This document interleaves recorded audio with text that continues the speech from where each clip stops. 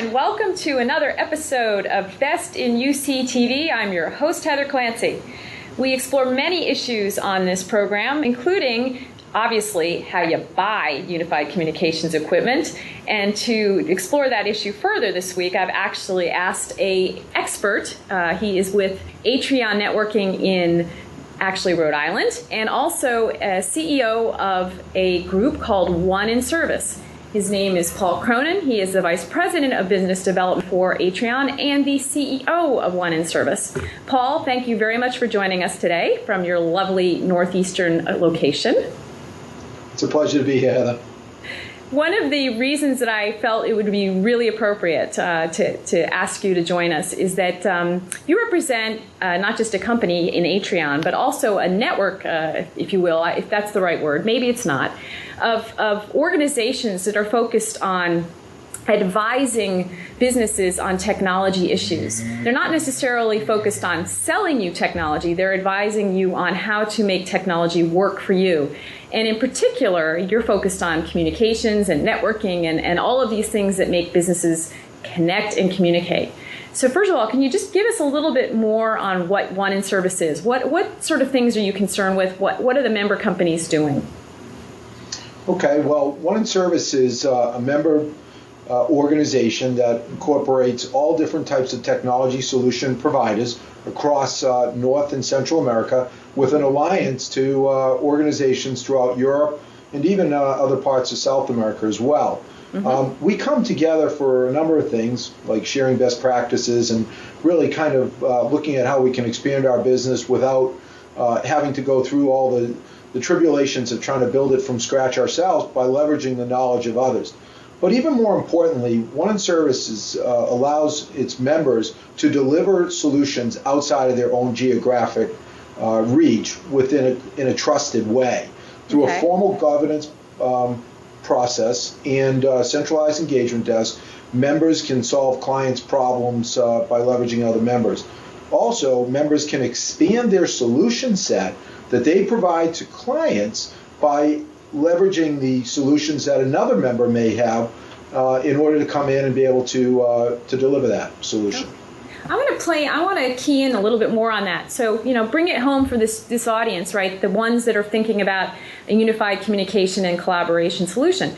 Probably, in many instances, they're looking at connecting a lot of different branches or themselves with business partners. So why would a multi-location expertise or capability be important in that aspect?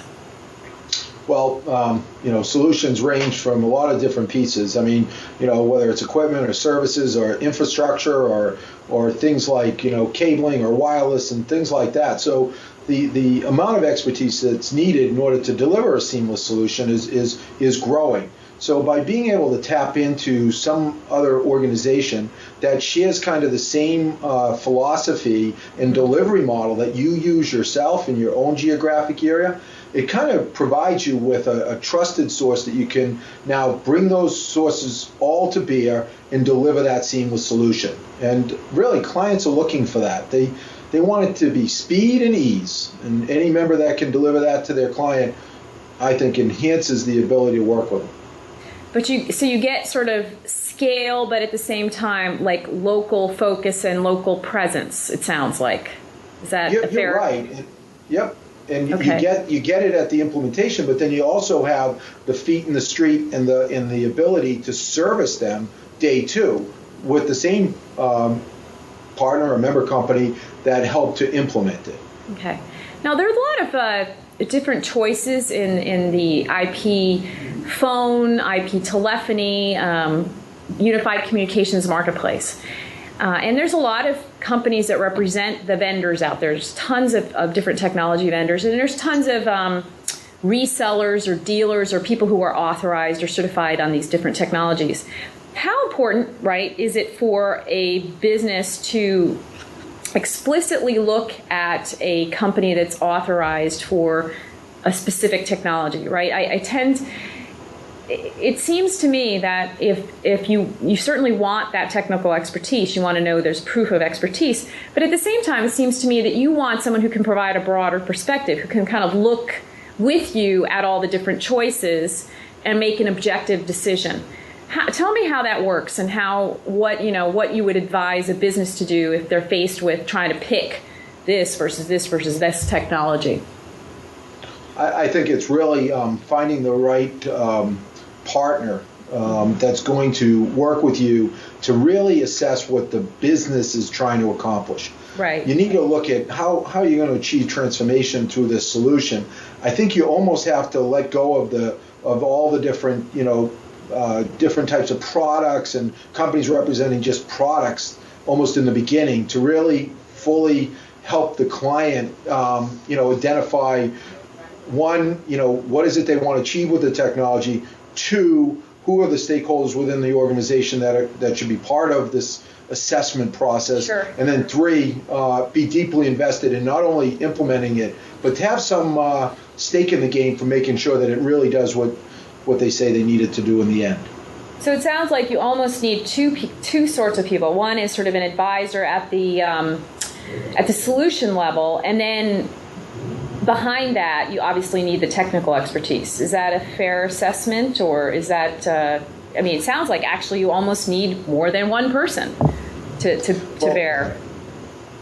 That is true, and although I will say some organizations, Atrion being one of them, have put a lot of time and effort to move up that kind of the ecosystem, or move into a different area of the ecosystem to really be vested in understanding business. And it's a difficult thing that a lot of companies go through in order to be able to separate themselves from what they're conditioned to sell and deliver through whatever relationships they might have with a supplier. So I think, one, you've either got to find the unique type of company that can help you with the fusion of business and technology, or you're going to have to go out and look at somebody more on a consultant level to come in and look at it objectively and help you make a decision. So if I already work with an IT services firm, I should make sure that this company goes out and sort of does that homework, if you will, for me. Sounds like. Well, it's like I think you'll feel it. I don't think you got to scratch too deep. If it's really the right type of company, they're not going to let you race to judgment. They're going to not race to talk about products. They're really going to want to stop the process, get in the boardroom, get some of the different business units owners involved, and really talk about how you can transform the organization using technology.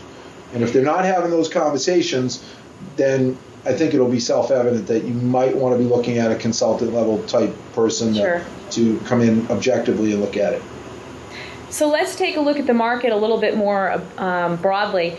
It's middle of 2011, amazingly so. We're in June now, and we just had a really interesting deal this week between Hewlett Packard and Polycom, where Polycom is going to be picking up the HP telepresence lines, the Halo line. Very interesting relationship. Polycom also is working, of course, with Microsoft and with ShoreTel. So curious to what your thoughts are on how this market is playing out. What, from one in service standpoint, how excited are your members about unified communications? What are they seeing in the marketplace? Is this something that their clients are really clamoring for, or is it something that people are investigating but haven't committed to yet? Or what can you tell us from the market point of view about what's going on? So you're right. There's partnership, acquisitions. So you're seeing all different types of plays. I think what I've seen on the unified communications platform side of things is organizations are really getting behind this whole collaboration. The bringing together unified communications with the video in order to provide more benefits to whether it's their mobile workforce, whether it's the way they engage with clients, whether they're bringing together different parts of their organization to save money, do things more creatively. So it's a very interesting time out there. I believe, and when I talk to our One in Service members, that it's part of everybody's forecast right now. So clients are raising their hand. They want to know more. It seems like there's been a pent-up demand. The advances of some of these partnerships and the advances in technology are driving them now to really embrace unified communication. And I don't think I think it even expands beyond the product set. I think unified communication as a service, video as a service. So, it's living and breathing. But all of these options are becoming available, and I think in the end, organizations are going to be better served by investing. So what are the three, well, maybe not necessarily three, but what are the several things that you would advise those businesses that are clamoring for that unified communications technology to look for in their partner? Give us a thumbnail. So one is, you've got to have, you want somebody who's going to be invested in upfront getting to know the organization. So that's very important. Two is, if you're in a specific vertical market, look for someone who's vertical wise or has, an experience in that marketplace. Number three is spend a lot of time not on the product, but on understanding the unique value proposition that company can offer you. So that takes a little bit of deep, a little bit of scratching below the surface to find that right company. Don't be influenced by, the fact that you might need something soon or you have a pending buying decision. I think that's one of the worst things you can do, to not stand back.